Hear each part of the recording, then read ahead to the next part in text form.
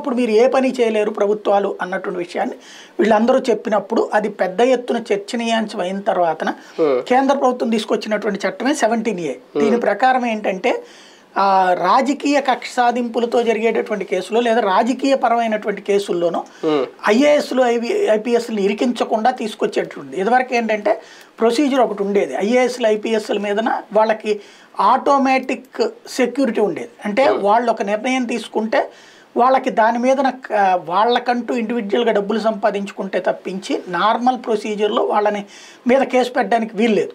కానీ తర్వాత కాలంలో ఐఏఎస్లు ఐపీఎస్లు కూడా అవినీతి పరులు అవుతూ ఉన్నారని తెలిసిన తర్వాత వాళ్ళ మీద కేసులకు కూడా ముందుకొచ్చింది ప్రభుత్వాలు. అందులో భాగంగానే అప్పుడు జగన్ కేసుల్లో పెట్టినటువంటిది కానీ ఇది నడిచింది. అయితే తర్వాత తేలింది ఏంటంటే వీళ్ళందరూ చెప్పేటువంటిది ప్రొసీజరల్ ల్యాప్సెస్ అంటే మేము చేస్తే ప్రొసీజరల్ ప్రకారం చర్య ఉండాలా, అది డిపార్ట్మెంటల్ సస్పెన్షను ఇట్లాంటిది ఉండాలా. డాక్టర్ తప్పు చేస్తే మర్డర్ కేసు పెట్టి లోపల అయ్యారు కదా, డాక్టర్ ఒక ఆపరేషన్ చేస్తే ఫెయిల్ అవుతుంది, చచ్చిపోయాడని చెప్పేసి ఏం చేస్తారు, దాని మీద ప్రొసీజరల్ ఎంక్వైరీ చేస్తారు. మీరు ఇట్లాగ మా మీద ప్రొసీజరల్ ఎంక్వైరీ చేయాలి కానీ క్రిమినల్ యాక్ట్ కింద ఎట్లా తీసుకొస్తారు అన్నటువంటి పాయింట్ని రైట్ చేశాక దాని మీద తీసుకొచ్చినటువంటి చట్టం 17A. వాళ్ళకి సెక్యూరిటీ కోసం ఇచ్చిన దాంట్లో మధ్యలో ఇదొకటి